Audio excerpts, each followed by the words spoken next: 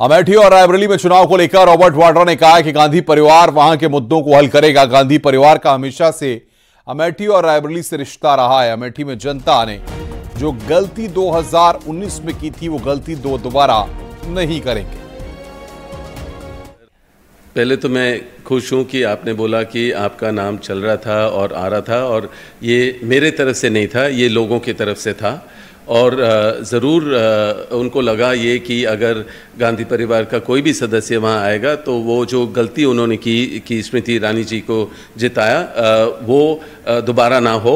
उनको लगा था कि अगर जब भी अगर परिवार का कोई भी सदस्य आएगा तो वहाँ प्रगति होगी, जो पहले हो रही थी वो दोबारा होगी। और मेरे रिश्ते उनके साथ 99 से हैं। मैंने वहाँ 99 से प्रचार किया और भारी बहुमत से 2004 में सोनिया जी को जिताया। और मैंने रिश्ते ऐसे बनाए हुए कि अगर मेरा जन्मदिन भी होता है तब भी वो केक काटते हैं और अलग अलग चीज़ बांटते हैं जो भी वहाँ विकलांग बच्चे होते हैं, अंधे बच्चों के लिए। और मैं ये कहूँगा कि एक तो मैं मुबारकबाद देता हूँ किशोरी जी को, और मेरी शुभकामनाएं उनके साथ हैं। और वो ज़मीन से जुड़े हुए आदमी हैं, उन्होंने चप्पा चप्पा वहाँ देखा हुआ है और हर चीज़ समझते हैं। चाहे हम सरकार में थे या नहीं, मैंने देखा कि वो किसी की शादी में हो या किसी की डेथ हो गई हो तो वहाँ ज़रूर पहुँचते हैं और कंधे से कंधा मिलाते हैं, और उनको हर चीज़ का पता है।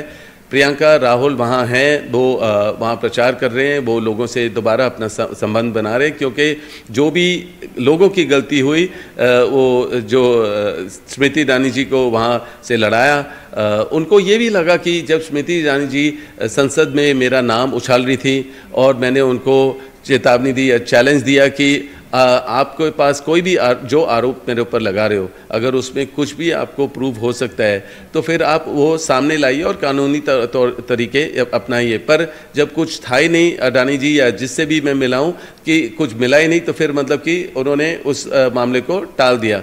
और जब भी उनको लगा कि राहुल या मेरा नाम लेते हैं तो उनको लगा है कि उनकी और एक तो उनकी सीनियर को बहुत खुशी हुई कि उन्होंने गांधी परिवार के ऊपर कोई ना कोई चीज़ आरोप उछाला, और बाकी उनकी खुद की मैं कहता हूँ वो और उनकी छवि बड़ी कि अच्छा आप और रिकग्निशन होता है उस चीज़ के लिए। पर मैं यही कहूँगा कि उम्मीद करता हूँ कि लोगों से जो गलती हुई वो दोबारा नहीं करेंगे और किशोरी लाल जी को जिताएंगे।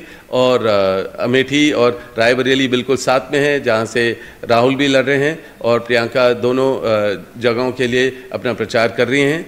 और उनको पता है कि जो रिश्ता वहाँ से है, राजीव जी से शुरू हुआ, सोनिया जी भी वहाँ थी, तो पूरे परिवार उनके साथ है और प्रगति लाएंगे, चाहे राहुल को जो भी चुनना पड़े। पर मुझे पता है कि हमारा फोकस हमेशा रायबरेली और अमेठी के लोगों के साथ रहेगा और वहाँ प्रगति होगी। और ज़रूर जो भी वहाँ के मुद्दे हैं, अगर बेरोज़गारी है या जो भी मुद्दे हैं, वहाँ उसको गांधी परिवार, कांग्रेस और जो गठबंधन है पूरा फोकस करके उनमें प्रगति लाएंगे और भेदभाव की राजनीति नहीं होगी।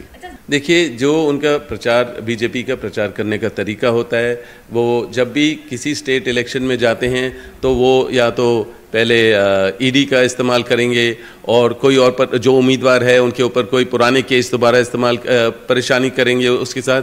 पर जैसे ही वो वहाँ राजनीति ख़त्म हो जाती है तो वो केस ख़त्म हो जाते हैं, उनके ऊपर कोई टिप्पणी नहीं होती, कोई कुछ फोकस नहीं रखते हैं। पर जहाँ कोई भी सरकार अच्छी चल रही हो, कांग्रेस की सरकार, तो वो उसी में लगे रहते हैं कि कैसे उसको तोड़ें और अपनी सरकार बनाएं। और फिर मुझे लगता है वहाँ के लोग ज़रूर इससे मतलब कि खुश नहीं होते हैं और वो उल्टा जवाब देते हैं। और आप देखेंगे कि मतलब कि पिछली बार भी कर्नाटका और अलग जगहों में जहाँ इन्होंने इस तरीके का माहौल क्रिएट किया, वहाँ भी हम जीते भारी बहुमत से और लोगों के वजह से। तो अभी भी जैसे हरियाणा में भी चल रहा है, हरियाणा में भी मैं उम्मीद करता हूँ कि जो फ्लोर टेस्ट की ज़रूरत है वो होने देना चाहिए। और आप देखेंगे कि ये एक इंडिकेशन है कि अब जो माहौल है, जो इलेक्शन का माहौल है, इससे दिखाई दे रहा है कि लोग खुश नहीं हैं बीजेपी की सरकार से और उनकी उल्टी गिनती शुरू हो गई है। और जो 6 अभी MLA भी वहाँ से छोड़ के गए, वो भी बातचीत में हैं कि वो वापस आना चाह रहे हैं जो हिमाचल में। और जहाँ भी ऐसे सरकार तोड़ेंगे वो ज़रूर जब भी री इलेक्शन होगा वो हमें ही दोबारा वोट करके कांग्रेस को भारी बहुमत से जिताएंगे। ग्रेटर नोएडा के कारोबारी के बेटे कुणाल शर्मा की हत्याकांड का सच पुलिस सबके सामने ला चुकी है। पुलिस ने इस मामले में 4 आरोपियों को गिरफ्तार किया है। वारदात को अंजाम देने के पीछे भी चौंकाने वाली वजह सामने आई है। आरोपियों ने वेब सीरीज देखकर हत्या और सबूत मिटाने का प्लान बनाया। आरोपियों ने कानून की आंख में धूल झोंकने की पूरी कोशिश की, लेकिन वो अपने मंसूबों पर कामयाब नहीं हो पाए। देखिए हमारी रिपोर्ट।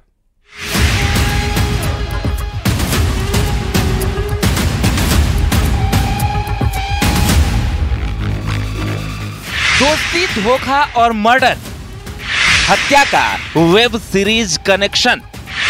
ग्रेटर नोएडा के कुणाल शर्मा हत्याकांड ने सबको हिलाकर रख दिया था। हत्या की वजह से जब पुलिस ने पर्दा उठाया तो पूरी तस्वीर साफ हो गई। एक 15 साल के नाबालिग लड़के कुणाल की बेरहमी से हत्या कर दी गई और हत्या करने वाले उसके करीबी ही निकले। ब्याज के पैसे के लेन देन और होटल को हथियाने के लिए इस हत्याकांड को अंजाम दिया गया। अपराधियों ने पुलिस को चकमा देने की बहुत कोशिश की। कानून की आंखों में धूल झोंकने के लिए वेब सीरीज का सहारा लिया गया। वेब सीरीज देखकर ही साजिश रची गई, लेकिन शातिर अपराधी कानून के शिकंजे से नहीं बच पाए और आखिरकार पुलिस के हत्थे चढ़ गए। पुलिस ने 4 आरोपियों को गिरफ्तार किया है, जिसमें पुलिस ने मनोज शर्मा, उसके दोस्त हिमांशु की गर्लफ्रेंड तन्वी और कुणाल भाटी को अरेस्ट किया है। हिमांशु की गर्लफ्रेंड MBBS की स्टूडेंट बताई जा रही है। पुलिस के मुताबिक आरोपियों ने वेब सीरीज देखकर सबूत मिटाने की कोशिश की। पुलिस को गुमराह करने के लिए कार की नंबर प्लेट बदली, कार में ब्लैक फिल्म चढ़वाई गई और विधायक का स्टिकर लगाकर गुमराह किया। अपहरण के बाद रास्ते में कार से ब्लैक फिल्म हटा दी गई। पुलिस ने दावा किया है कि घटना के दौरान जो CCTV वायरल हुआ उसमें कैद हुए लोगों में हिमांशु कार की ड्राइविंग सीट पर था। कुणाल भाटी बाहर खड़ा था, उसने दिव्यांग बनने का नाटक किया था। हिमांशु की गर्लफ्रेंड भी थी। मनोज घटना स्थल पर नहीं आया था। तीनों अभियुक्त ने घटना को इकबाल किया और इस घटना में शामिल चौथी अभियुक्ता का भी गिरफ्तारी आज कर ली गई है। इन सभी अभियुक्तों के इकबालिया बयान के आधार पर घटना में प्रयुक्त जो 4 व्हीलर गाड़ी थी, साथ ही साथ मृतक के जो हमारे मोबाइल फ़ोन हैं, मृतक के कपड़े हैं, जो डेड बॉडी को डिस्पोज करने के लिए इन्होंने ट्रॉली बैग यूज़ किया है, वो सभी अभियुक्तों के निशानदेही पे बरामद कर लिया गया है। साथ ही साथ इनके निशानदेही पे अभियुक्तों के द्वारा जो कपड़े यूज़ किए गए थे, उस दिन पहने थे, उनको भी बरामद किया गया है। और जो इन्होंने काली फिल्म, टेप और स्टिकर्स जो उपयोग किए हैं घटना में एविडेंसेस को मिसगाइड करने के लिए, वो भी इनकी निशानदेही पे बरामद कर लिया गया। कुणाल का अपहरण करने के बाद आरोपी उसे सेक्टर 126 के एक फ्लैट में लेकर गए। वहां कुणाल शर्मा और आरोपियों के बीच हाथापाई होने लगी। आरोपी कुणाल भाटी ने कुणाल शर्मा का सिर पकड़कर दीवार पर दे मारा, जिससे उसकी मौके पर ही मौत हो गई। हत्या के बाद आरोपियों ने कुणाल के शव को नहर में फेंकने से पहले कपड़े उतार दिए थे। उसके शव को बड़े ट्रॉली बैग में भरकर ले गए थे। बैग को कार की डिग्गी में रखा था। कुणाल शर्मा का मोबाइल भी नाले में फेंक दिया था। कुणाल शर्मा के पिता का होटल कब्जाने और ब्याज पर ली गई रकम न लौटानी पड़े, इसके लिए आरोपियों ने हत्या की वारदात को अंजाम दिया। पुलिस के मुताबिक वारदात के 2 मास्टरमाइंड मनोज और हिमांशु हैं। दोनों ने 1 महीने पहले साजिश रची थी। कहा जा रहा है कि कुणाल के पिता कृष्ण शर्मा और मनोज बिजनेस पार्टनर थे। आरोपी मनोज शर्मा ने कृष्ण शर्मा से 23 लाख रुपए ब्याज पर लिए थे, जिन्हें वो नहीं चुका पाया। इस तरह रेस्टोरेंट कृष्ण शर्मा ही चलाने लगे। वहीं आरोपी हिमांशु ने भी होटल संचालक कृष्ण शर्मा से 2.5 लाख रुपए उधार लिए थे। उसकी कुणाल शर्मा के साथ दोस्ती हो गई थी। हिमांशु से कई बार पैसे लौटाने के लिए कहा गया था, जिसके बाद मनोज और हिमांशु ने कुणाल शर्मा की हत्या की साजिश रच डाली। मनोज को उम्मीद थी कि कुणाल की हत्या के बाद उसको वापस रेस्टोरेंट पर कब्जा मिल जाएगा। आरोपी मनोज कृष्ण शर्मा का रिश्तेदार भी लगता है। पूछताछ में ये सामने आया कि मनोज शर्मा और हिमांशु ये दोनों इस घटना को कारित करने के मास्टरमाइंड रहे। हिमांशु ने अपने 2 साथियों के साथ इस पूरी घटना को अंजाम दिया है। इन लोगों ने इस घटना में एविडेंसेस को मिसगाइड करने के लिए, पुलिस को मिसगाइड करने के लिए एक मूवी है, हिट मूवी जो HIT नेटफ्लिक्स पे है, जिसमें कि एविडेंसेस को कैसे हम ट्विस्ट करें ताकि पुलिस को पहुंचने में और उसको एनालाइज करने में, आइडेंटिफाई करने में लेट हो। और उसी के क्रम में इन्होंने गाड़ियों पे काली फिल्म को चेंज किया, स्टिकर्स को चेंज किया, सो दैट कि हम गाड़ी को उस तरीके से आइडेंटिफाई ना कर पाए, क्योंकि पहले जब घटना में सीसीटीवी में जो स्टिकर्स थे वो चेंज कर दिए गए। उन्होंने उस रूट को लिया जिसमें सीसीटीवी ना हो, जिससे कि हम उसे आइडेंटिफाई ना कर पाए। घटना में इस्तेमाल कार, कुणाल के कपड़े, मोबाइल बरामद किए गए हैं। ग्रेटर नोएडा से न्यूज 18 के लिए हिमांशु शुक्ला की रिपोर्ट।